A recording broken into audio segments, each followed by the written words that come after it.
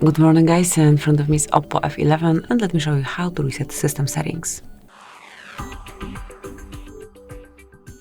So first of all, you have to enter all the settings, then scroll down and enter additional settings. Go a bit lower and mark backup and reset. Go to erase all data and mark reset system settings only.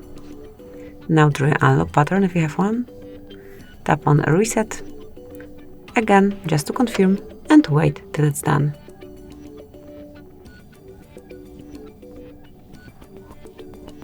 As you can see, system settings have been restored.